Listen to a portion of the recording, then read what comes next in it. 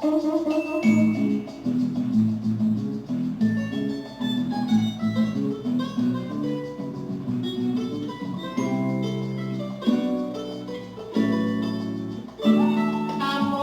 a gente tem para multiplicar.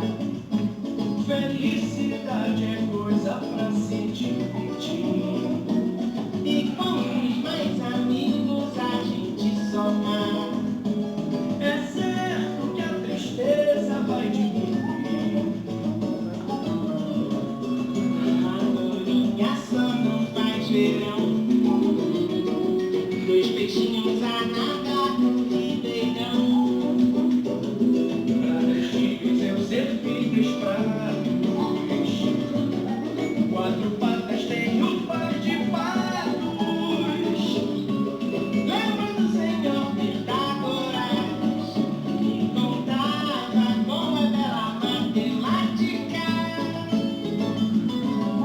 É uma questão de lógica, os teus problemas se resolvem. Fala, minha galerinha do 6º ano. Agora a aula hoje vai ser de filosofia, né? Tivemos a primeira aula de história e agora teremos a nossa primeira videoaula de filosofia, dando continuidade nos nossos conhecimentos, cada um na sua casa, pois é. Enfim, bem galera, a gente vai começar hoje com a página 29, certo? Com os filósofos pré-socráticos, ou seja, os filósofos antes de Sócrates. É mais ou menos como a história para quem é cristão do antes de Cristo e o depois de Cristo, né? Porque a gente divide, os cristãos dividem o calendário antes de Cristo e depois de Cristo. Porque Cristo foi um marco para a história da humanidade, foi o Filho de Deus, o escolhido para vir aqui na Terra e pregar o amor e o perdão, né? O marco para a história da humanidade. E até hoje nós tentamos aprender com os ensinamentos que Cristo então deixou. Então, o calendário ele se mede antes e depois de Cristo, porque Cristo foi primordial para a história da humanidade, principalmente os cristãos, certo? Então, por que filósofos pré-socráticos? Por que esses filósofos antes de Sócrates? Porque depois de Sócrates, muita coisa muda. É como se Sócrates fosse um filósofo, fosse um marco inicial para o estudo da filosofia, principalmente a filosofia clássica, a filosofia grega.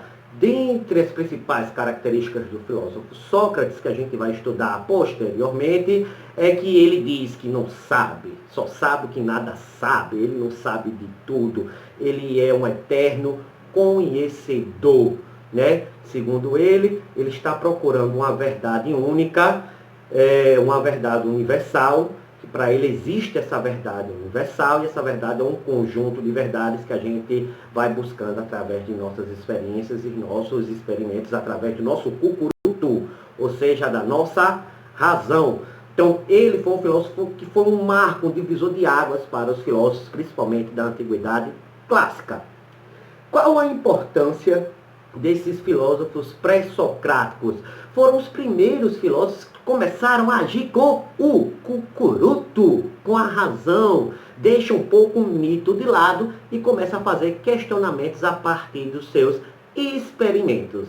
E, mediante a vinheta que a gente teve dessa nossa aula, a vinheta relacionada ao nosso amigo Pitágoras, Pitágoras foi um dos filósofos, certo? Pré-socráticos. E a gente também vai falar sobre ele daqui a pouco, certo? Então, a primeira coisa que vocês devem saber, certo? Os filósofos pré-socráticos, eles começam a pensar e a entender o porquê da origem de tudo. Como surgiu o mundo? Como surgiu o mundo? Entende? Porque antes dos filósofos pré-socráticos, a gente já viu, as explicações eram mitológicas, certo? Você começava a dar uma importância aos fenômenos na natureza. Você não sabia como explicar, né? Os filósofos não sabiam como explicar e começava a criar personagens, deuses, heróis, né? Como a gente vê, eu vi um raio cair do céu, certo? Na Terra, eu não tinha explicação para isso e dei isso um significado. no caso Zeus, o deus do trovão. Se a gente for ver aqui também na América, nossos antepassados e até alguns recentes, os indígenas, os nativos, os aborígenes, dizia que o deus trovão é o Tupã. Se você for para a mitologia nórdica, ela vai dizer que o deus trovão é o Thor. Então as pessoas começavam a dar significados para os fenômenos da natureza através de criação de deuses. E esses filósofos pré-socráticos, que eram também naturalistas, eles começaram a tentar entender o porquê disso tudo. Então, eles começaram a partir da natureza, certo? E aí a natureza, em grego, se chama physis. E a origem de tudo se chama arche. Então, como surgiu a arche? Como deu origem a isso tudo? Certo? Então, vamos falar dos principais filósofos que começaram a entender o surgimento de tudo, a arche, a origem, certo? E começamos com Tales. Tales de Mileto, geralmente as pessoas não tinham sobrenome na época e vinculavam ela à cidade de onde ela vinha. Então, Tales, que surgiu na cidade grega de Mileto, foi chamado de Tales de Mileto. E o grande Tales, ele dá o primeiro passo importante para o entendimento do surgimento de tudo. Ele sai do mito, ele começa a pensar, cara, isso é muito importante.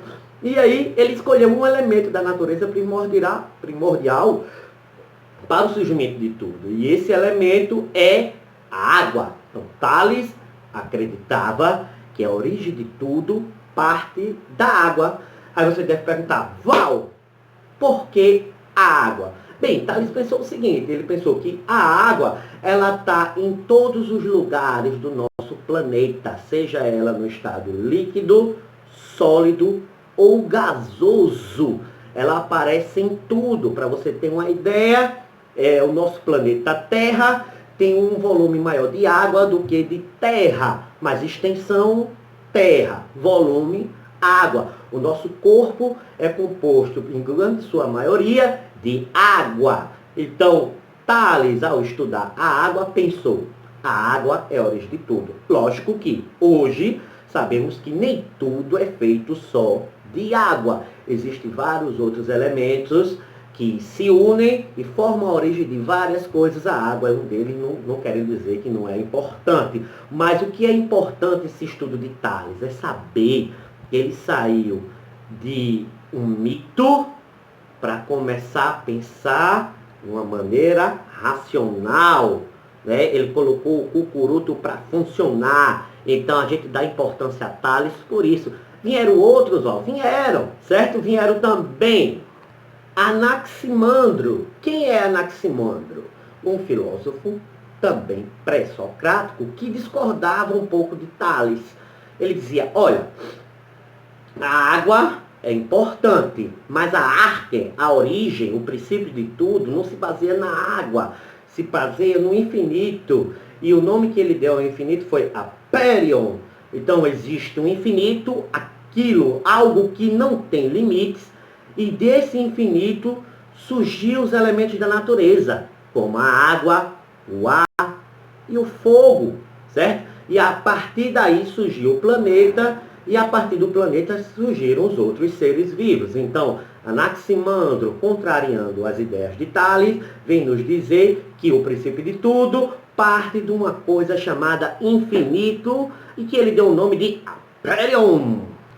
Discípulo de Anaximandro, Anaximenes já vem dizer, olha, existe o infinito, mas o infinito não é o princípio de todas as coisas. Ele vem dizer que o princípio de todas as coisas nem é o infinito, mas surge dele.